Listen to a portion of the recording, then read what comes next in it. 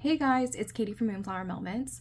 So I think that I've bought too many decks in the last couple months. And what I mean by that is my threshold for taking in too many decks or buying too many decks is that I feel that I have decks in my place that don't have I have decks in my collection that don't have a place yet.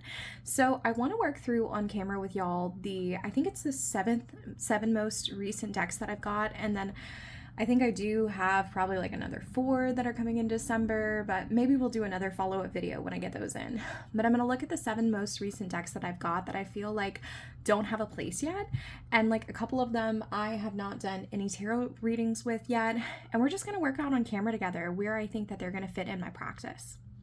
So I don't have a problem holding onto a deck for a little while to see where it fits, but I like to get some ideas running so that way I can like start using what's in my collection. So I'm going to start off with a deck that I'm really excited for. I shuffled this one and I have used it a couple of times, but I think it is super cute, and it is Tarot de los Muertos, Tarot of the Dead. And I think like Monica L. Knighton is the same person who created like the Stolen Child Tarot. So I was on Etsy the other day and I was looking for indie decks, and I came across this one and I just thought it was so absolute damn cute. It is a smaller deck, which is why I'm going to hold it up to the camera so that way we can get a better look. But it follows these little skeletons around, and of course it is Pit Deck 2. These are the reels and they represent the pentacles. But I love these colors. I love that the skeletons are a little bit mischievous. In South Louisiana, we call that a little bit connive. So like they're conniving and they're kind of like up to no good. And this is just one of the extra cards that I have mixed in. But they bring me like a lot of joy. I like this guy right here. This is the Knight of Cups because the coffins represents the cups. And like he has like a little cocktail in his hands right there. So I just find that to be really, really, really incredibly darling. So it's like art. I like this deck a lot. I think that I might be able to use this deck for some ancestor work, specifically because it is like skeletons. So primarily I've used a lot of nature decks for ancestor work, but those don't really fit in like quite right for me within that practice. So I've kind of struggled with being able to find like something for ancestor work. But like this guy right here, this Hierophant, like he has like a little cigarette in his hand, like a little tiny cigarette.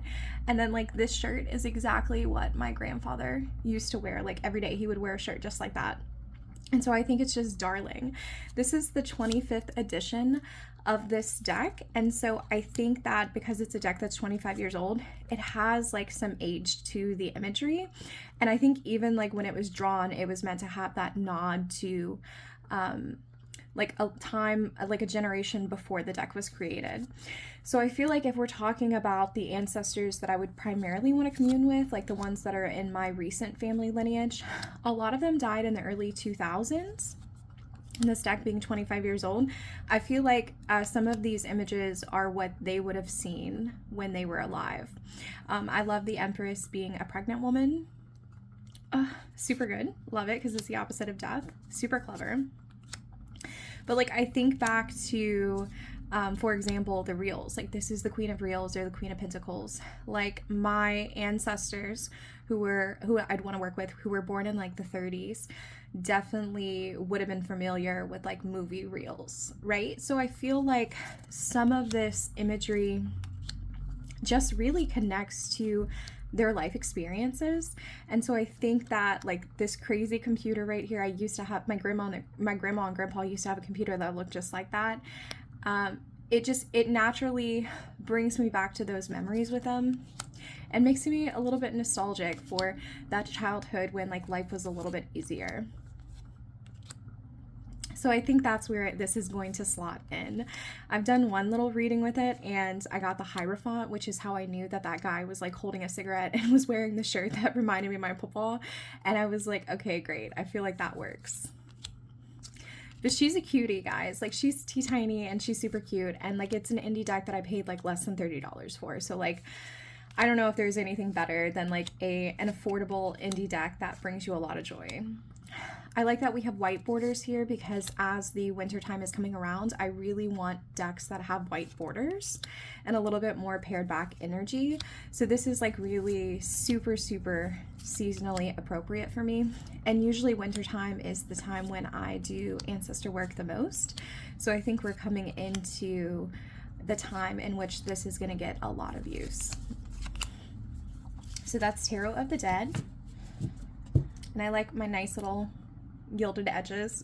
I know some people have a hard time with this, but because it's small, like I do think it's easy to shuffle. Ooh, almost spin that card. And I like the little card backs too.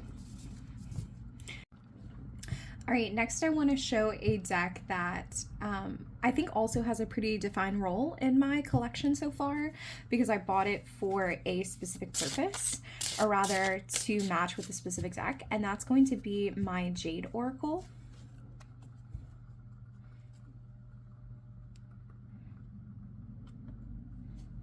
There we go. And I bought it to match with my very, very, very, very, very beloved Aztec Tarot.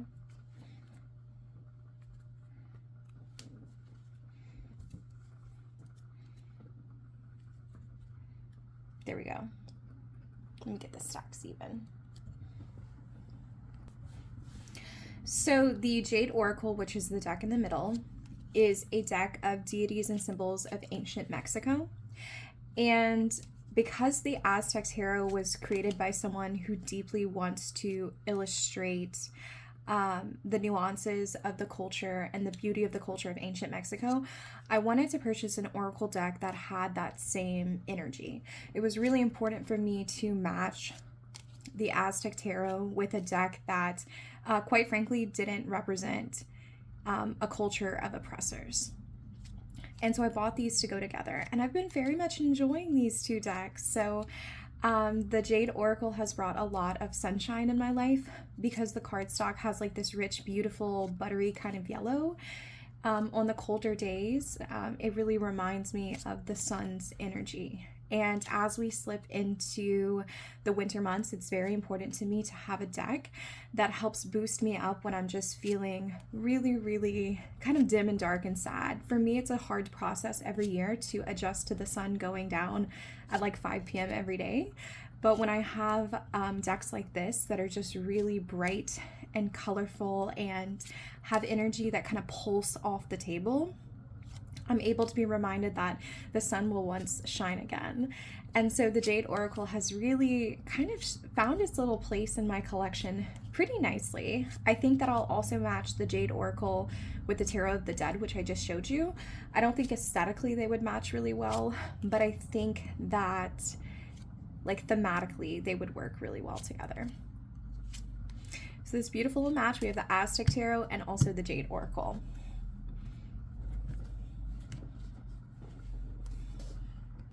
All right, next I'm pulling another one that I think has I have a pretty good idea of where it's going to slot in, and that's going to be my Tarot Le Tarot Arthurian. I always get confused of like if where the lay goes and where the tarot goes, you know. So I have been using the guidebook a little bit to translate on Google, just to get the creator's intention while I'm reading, but for the most part, I can read this deck straight out of the box. And I'm thrilled to finally have like a piece of artwork by Arthurian, who is the illustrator of this deck. And so much so that I think I've used this twice on my Tarot Tuesdays to read for clients, and it's just been like really successful. So I like this deck for reading for clients so far because it's very people heavy. While that is not my favorite kind of deck personally for myself, I do find that clients, especially newer clients to tarot, enjoy being able to see themselves and the people that they know in the cards. I think having humans in it makes the tarot experience a little bit more accessible for people who are new to tarot. I know a little bit about the Arthurian legend. I did start teaching British literature this year, and so I find that there is some overlap between what I'm teaching and some of the themes that are presented in this deck. So that makes me pretty happy as well, because I know that next year when we go back to Unit 1 and I am teaching some of the ancient Arthurian lore, it's going to be a lot of fun to have this deck to pair with it. I like to have decks that I pair with like units. So for example, when I used to teach Romeo and Juliet, I had, or I still have, the Shakespeare Oracle, and I used to pull cards from the Shakespeare Oracle when I was lesson planning Romeo and Juliet. And I didn't have this deck in time to do that with some of the Arthurian legends that I teach, but I'm very much looking forward to that for next year. So I'm kind of keeping this as like an investment piece for myself in that way. But for right now, I'm just getting it, like, I'm using it and learning it from working with clients.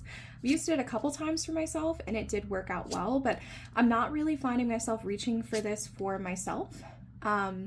It seems to be working best for clients for me, and I'm good with that. So I think it's another one kind of similar to Slavic Legends, which I use for clients all the time, which might possibly be like pigeonholed there, and I think that's totally okay.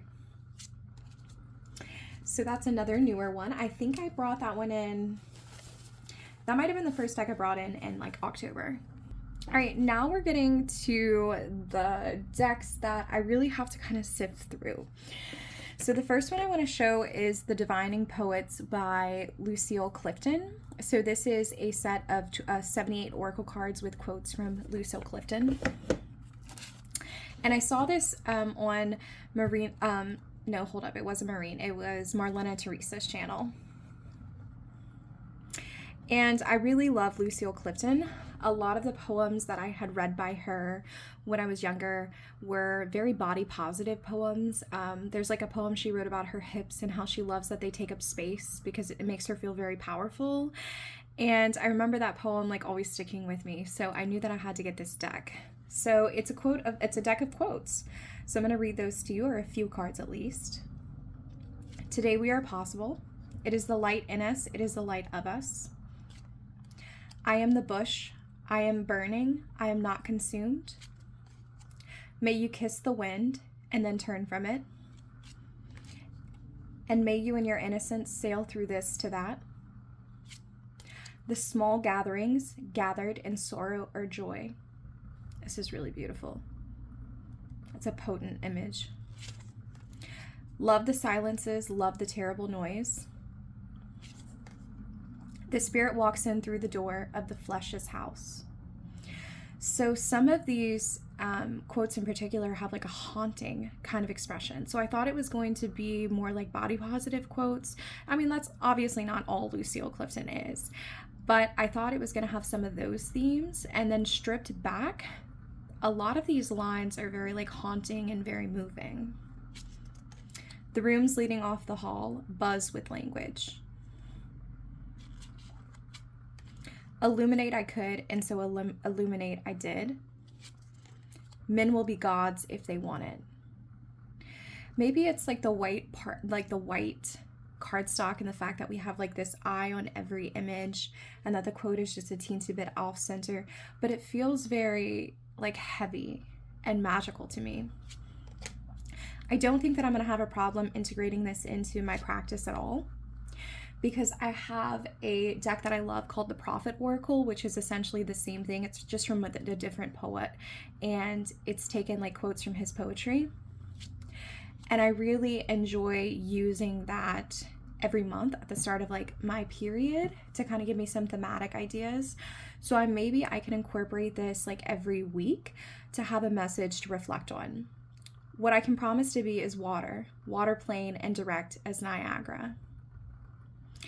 The messages are not in your face, and so I feel like this is something that I would need to pull at the beginning of a week or a beginning of the month, maybe in a particular like cycle, like a calendar cycle or something like that, to be able to reflect on how the message changes over time for me. Because I already do that for the Prophet Oracle. When I pull a verse for the Prophet Oracle, I sit down and I journal what I think it means, but by the end of the month, inevitably it changes. And I feel like this is the kind of deck that does the same thing. Circle beyond the ironwork, encasing your human heart.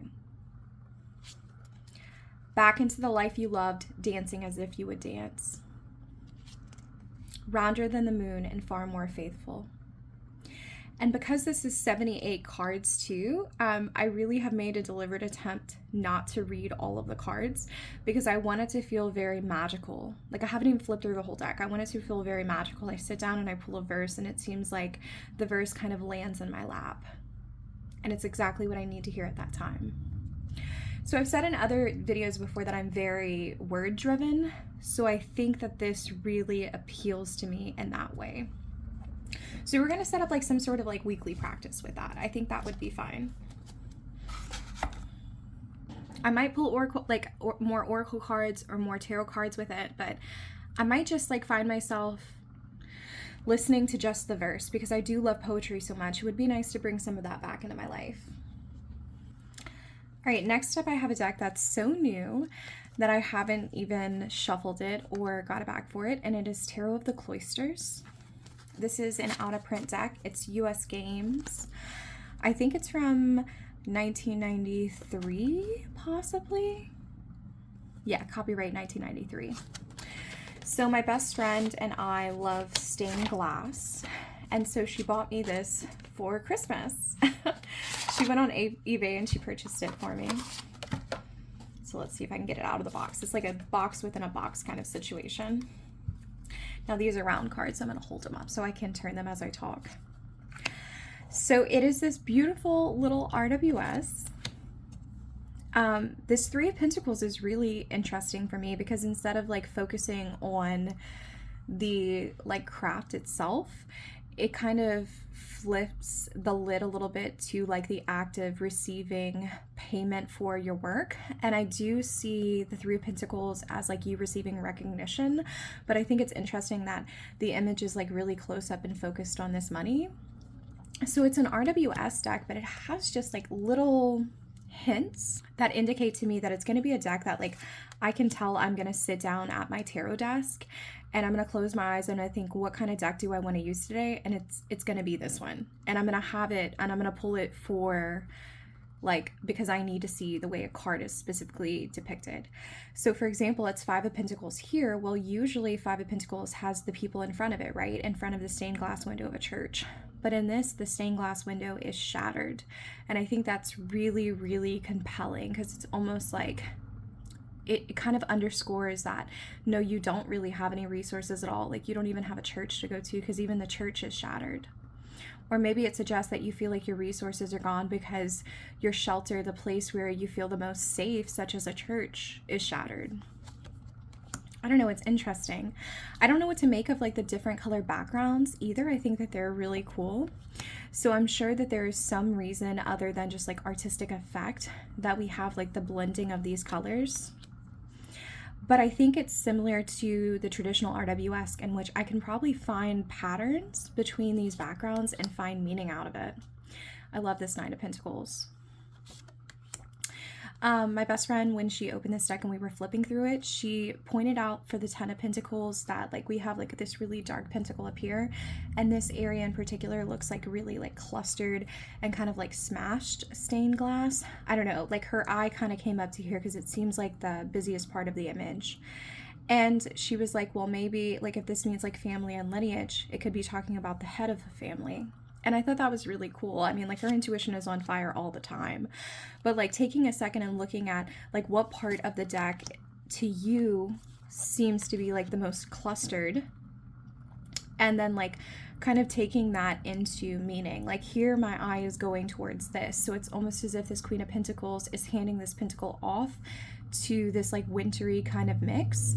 Like over here she has this lush garden, but then here she has this like barren kind of landscape. So it really underscores that she's giving this pentacle away to someone who needs it. I think it's cool. This Ace of Pentacles, stunning, gorgeous. There's some really like beautiful cards in this. So if you want me to do a flip through of it, let me know. Look at that. I do say, like, we were busting up laughing, like, at these faces in here. I know it was, like, 1993, so we're working on limited technology, but I was like, I wonder if that is, what's her name? Michelle Levwitt? I'm not even saying the lady's name right. It's written in a very interesting font, so we were like, we wonder if that's her and that's her husband. You know, sometimes deck creators do put themselves in a deck, so I'm gonna go ahead and I'm gonna flip to some of the others so that you can see. So now we're in the staves. I just wanted you to be able to see some from each grade. So I don't know what I'm gonna use this deck for yet. I mean, I guess for any general reading, right? But it is cool to consider, look at that one, isn't that beautiful? It is cool to consider like looking at the area where the image feels like the most clustered and shattered and trying to find meaning from that. Let's get some swords. Look, that Knight of Swords looks perfect. He's running off to battle. The Queen of Swords. Look at all this like beautiful lush greenery in the Queen of Swords. You usually don't see it. Okay, anyway, let me get you to some of the majors. This is my favorite card in the deck, I think. The Lovers is beautiful. Yeah, like look at that guy's face. he's an interesting choice. So yeah, let me see. All right, I think that's enough of that one. So yeah, did I find a way to integrate this in? No, but I will keep you guys updated because, you know, like my best friend bought me like an out of print deck. Like that's hella cool, y'all. That's hella cool. So I know that I'm going to use this a lot and we'll find the space for it to see where it fits in. So that one I'm okay with saying like, I'll keep y'all updated. I literally just got the deck a couple days ago. Okay, next is one, I want the accountability of kind of showing this on camera and saying, hey, I want to find a place for this because I think I bought this like October 10th or something. It was kind of around there. And I don't really know if I've used it as much as I thought I would. So this is Ink Intuition. It is very possible that, you know, I'm getting a tattoo later this week because I bought this deck. It definitely put the concept of like tattoos on my mind. So I love the artwork to this. I really was quite attracted to this for a really, really long time before I purchased this deck. I think I've probably wanted this since like the first month that I really even knew tarot existed. And I started reading. So I think that we have kind of like a longer history in the way that I've kind of eyeballed it and coveted it for a while. But I held myself back because I wasn't quite sure how I was going to use a deck that was like a more generic reader. And I'm still not 100% sure.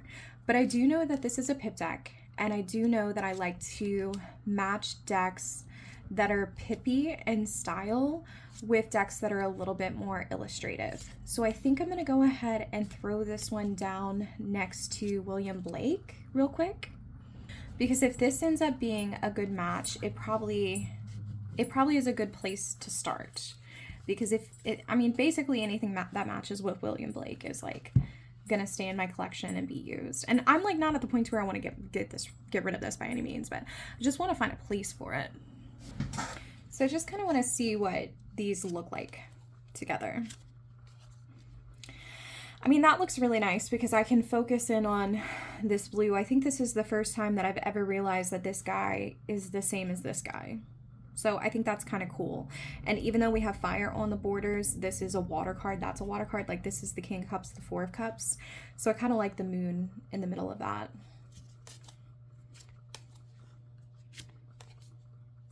I think the colors look really nice together. I wonder how it's picking up on camera because this is a little bit more parchmenty of a color than these. But I like that we have like this rose in the middle here. It kind of reminds me of all of these, like, I guess that those would be considered berries in the background over there. So the card in the middle is drawing my attention to some of the things that I wouldn't normally pick up in this deck, which is how I like to use pips. Like the Six of Wands here is reminding me of like these birds flying off. So though we are feeling discontent, we could be like these birds that are escaping. I guess those are griffins in the background. Like we don't have to stay because we have the meaning, we have the means to leave. So I am getting some pretty clear readings off the bat from this match. Six of Swords, Lightning, and then Angel of Poetry. This would be, oh, Angel would be, this is the Page of Fire with the Six of Swords and then the Tower. So that definitely reminds me of like the Page of Swords being, not Page of Swords, Page of Fire, the Page of Wands being someone that's like very adventurous and is willing to escape this travesty. I think it's very interesting too, we have like these naked men as a motif. I don't know what to make of that with the swords, but they are communicating well.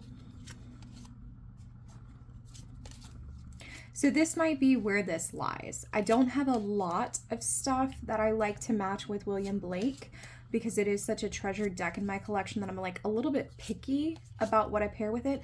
But like, oh guys, that looks good. So I think that this is a match worth exploring more in depth.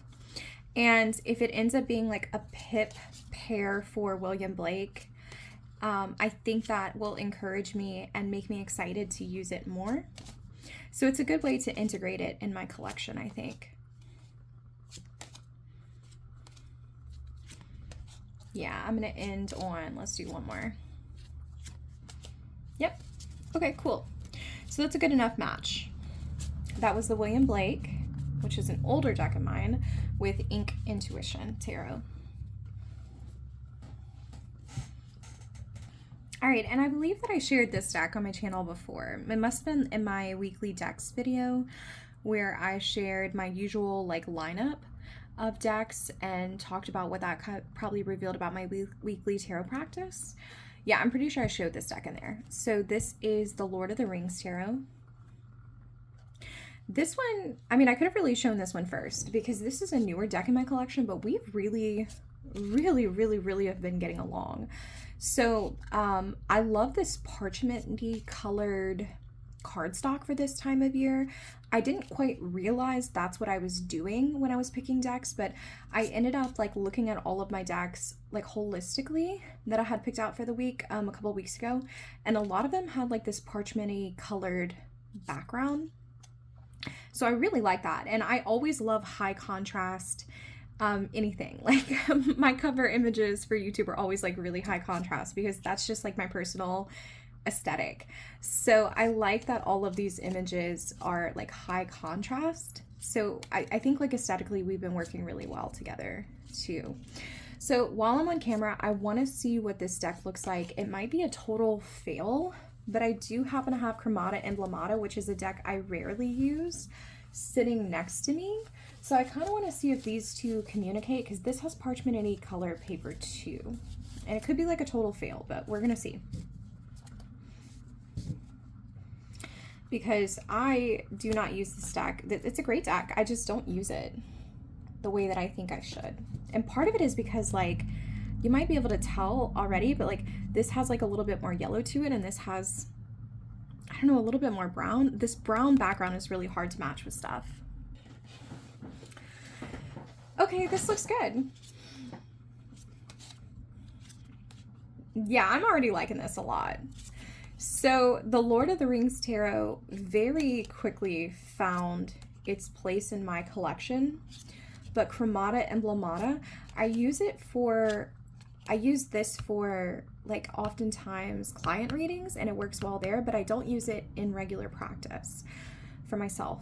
But when you look at all of this is really nice. The stars incline us, but they do not bind us. So we have the sovereignty to make the decisions that we make in terms of our friendships. So what I'm kind of getting from this is even though you are locked in as the lovers, you're locked in that partnership and that friendship, you're not bound together. You can still make your own choices. Did I just find like a perfect match?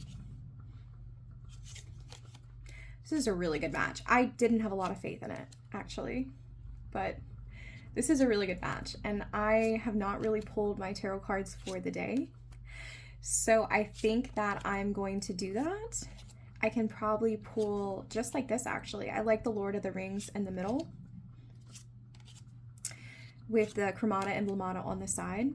Like, look at this. Like, even this cup kind of looks really similar to the cup that's on the side. Ace of Cups, you have the Four of Cups, and then the Six of Pentacles.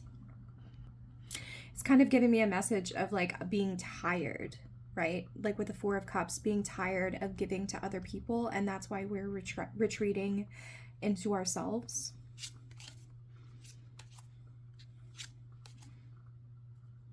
And like there's something about the way these phrases are written. The stars show to the king the way to follow. So the stars show the king the way to follow. After like this really dramatic artwork in the middle, death, this feels like a fantasy that I, as the reader, am going on. Like I am the king and the stars showing me the way to follow after I've experienced like this volcanic death. So aesthetically they look great, but I think also thematically they look really cool. Like I like Chromata and Emblemata's like hefty language, but it sometimes doesn't pair really well with some of my more modern tarots. So this deck in the middle with its little bend, right? Because like Lord of the Rings does have like, it's a fantasy world, but it's definitely set with like more of like an ancient blend. It fits. Oh my God, shut up. Look how good that looks. Wait, look how good that looks. Wow. Okay, so we have like the reds here. And then we also have like the greens. This is beautiful how like the reds match and the greens match. Oh my God, I think I just found my favorite pairing of the week. Okay, so I will end with that because I've got to go pull some cards now with those two. That made me insanely excited. Okay, so let's wrap it up. So I did get a lot of new decks in, but after filming this video, I think I found some really solid ways to work with all of these. I think the only one that I'm still kind of like on the fence about how to use is like Tarot of the Cloisters, but I haven't even shuffled it yet. So I'm going to trust that that's going to come to me as it comes. So if you have any of these decks, I would love to know which you pair with them and how you use them. Okay, I started the video kind of feeling like a little bit overwhelmed, but I think now I'm back to feeling pretty excited. You know, that's why we buy new decks, I guess. It's because it teaches us new things and we get exposed to new artwork. I mean, there's a lot of happy in that. So thank y'all so much for watching, and I appreciate y'all being here. So I'll see you next time.